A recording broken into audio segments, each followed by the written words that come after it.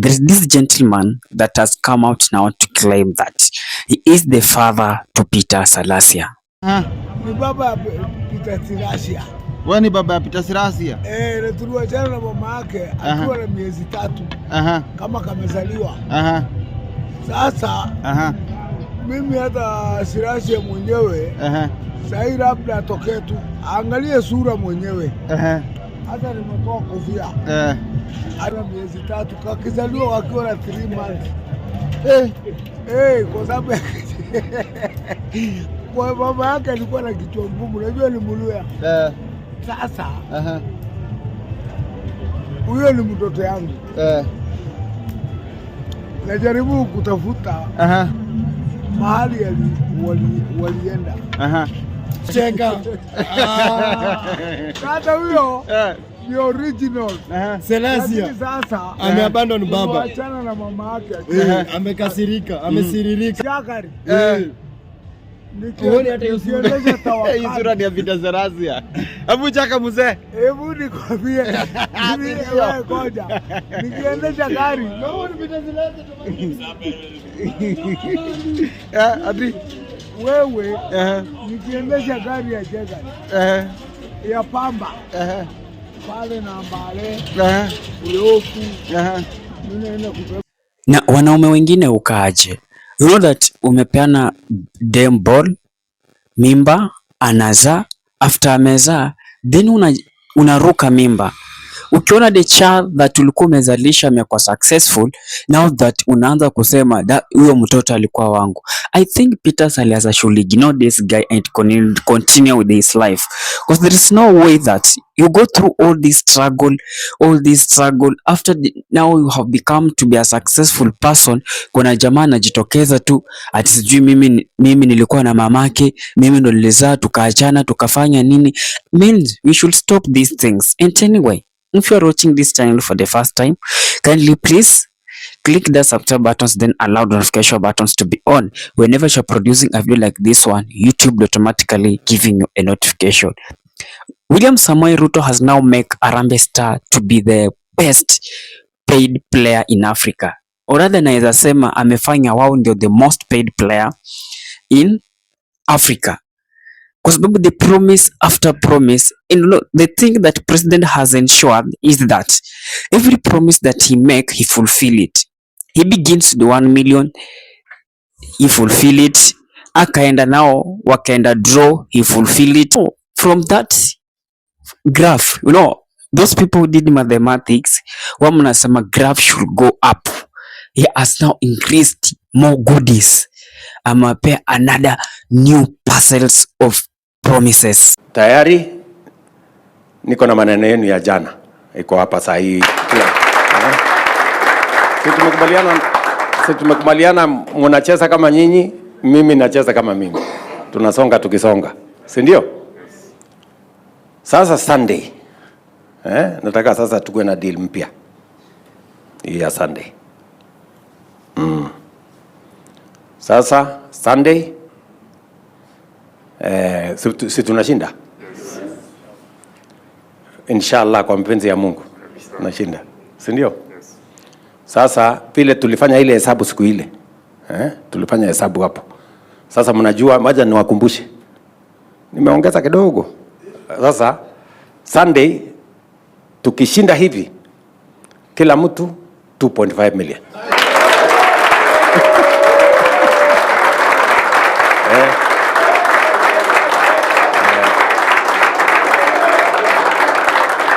Sindio? Tukishinda. Tumekubaliana? Yes. Ni sawa hapo? Yes. 2.5 kila mtu. Mpaka na watu wa bench hawa sitaki kusumbuana nao. Haya. Si tukishinda tumequalify? Yes. Sindio? Yes. Sasa hapo kwa quotas. Hapo kwa quotas. Tukishinda quotas, sindio? Sasa juu ya 1 million, juu ya 1 million nitaongeza ile mumeomba. Si mmesema mnataka affordable house? Yes. Mko hapo kwa affordable house ama mko malingine? Hapo. mkipita quotas hapo unapata 1,000,000 yako na affordable house 2 bedroom.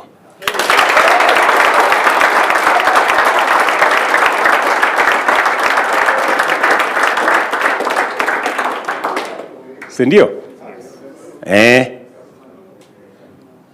Tunaelewana? Tuende pole pole kwa masikizano. Ndio msinichanganye.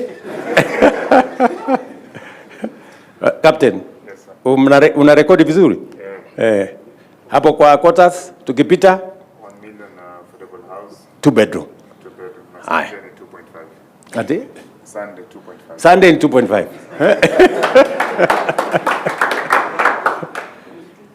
Haya. Tukipita hiyo ni semis. Quotas. Tukipita semi. Mimi na upgrade ile affordable house kutoka 2 bedroom inaenda 3 bedroom.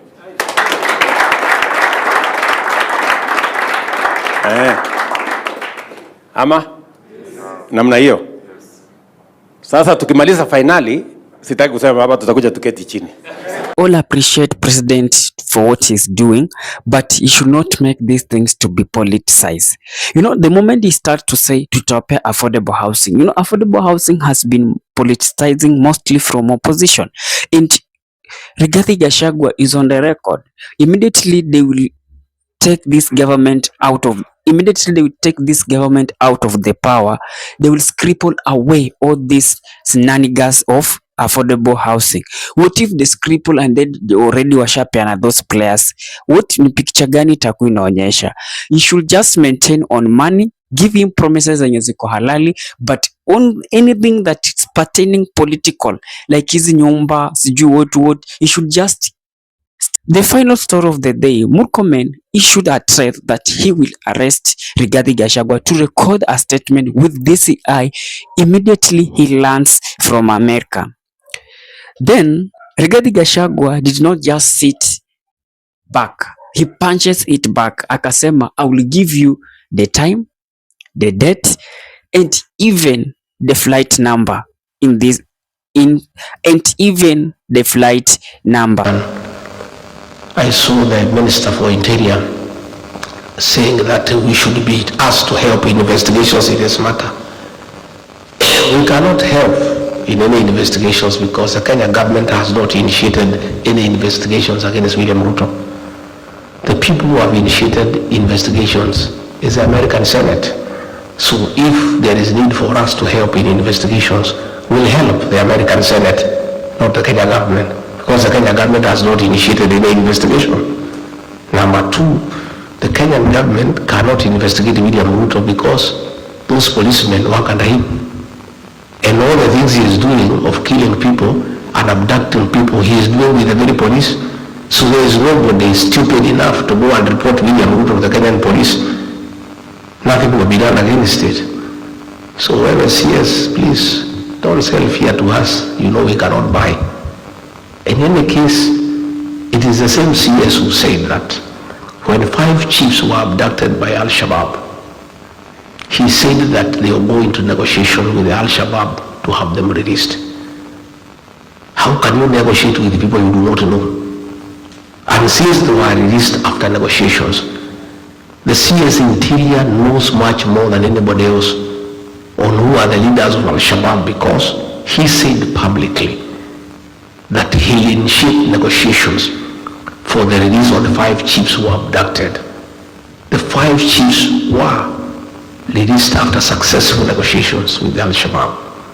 So the CS Interior knows whom he negotiated with. So if he wants information as who are the leaders of Al-Shabaab, he is in a better position to tell the people of Kenya and the world and the Americans because he has already had business with them that has been successful.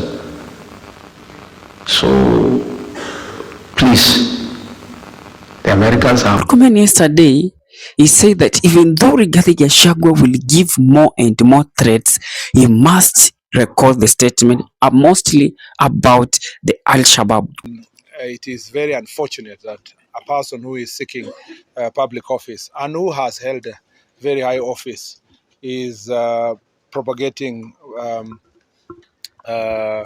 lies and campaigning against our own country, speaking ill of our nation, uh, you know, trying to portray Kenya as a pariah state where our security officers are irresponsible, because he's trying to call into question our security officers, both and security team, all our armed forces, because they're working in multi-agency way in the border counties, for somebody to try to demean the work that our security forces are doing. And having held a very high office just less than a year ago is extremely unfortunate, particularly when we know that every other day our men and women are making great sacrifice from Boni Forest to all the way to Mandera, all the way to Lake Turkana, and all the way to Kwanza here, where we have porous borders, that we have different challenges, but particularly in the Mandera, Wajir, Garissa, Lamu, and Tana River, where a lot of challenges have been there for many years. And especially when you know that we are bordering a country that is struggling with its own internal problems in Somalia and continue to put pressure in our own country. I would have expected a certain level of responsibility on the part of the former deputy president, notwithstanding his status as an impeached former deputy president. I still thought that as a citizen of this country, even when he's outside office, he will realize that there are certain boundaries that you cannot do politics with when it comes to our country. Now, since he has information, you can see liars, you know. This pathological liar, you can see through his lies. 1 minute he's saying that he has information that is relevant to dealing with Al-Shabaab and people who are doing business and collaborating with the enemy. In the other minute, when he's told to put that information in a proper record, he starts running away that he's not going to record that information. That means that's just lies and sound bites for social media and for purpose of inciting the public and disparaging the nation. If he is a man enough and he is a person of integrity, he should put his allegations in writing, together with the evidence that he has, the people who are in the meeting that he is alleging that the meeting, the businesses that those people bring, the collaborators. Since he seems to have a lot of information, it is laughable that a citizen of the Republic of Kenya who is seeking high office is telling the citizens of this country would rather appear before a senate of another country than his own country. We are not stupid people. We are looking through. You can see through his hypocrisy, but we will insist. We are continuing to insist that any citizen of this republic who makes such heavy allegations and who thinks that they are doing so for the good of the country, they are obligated to put that in writing.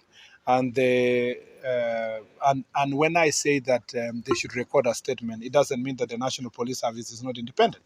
I am just restating what is in the law, that if you have evidence that is related to safety and security of Kenyans, the right place to put it is to take it to the DCI and provide that information so that the people you're mentioning can be investigated and be arrested and be charged. But until you put that information in writing, the rest is just pure propaganda and falsehood that must be treated with the contempt that it deserves.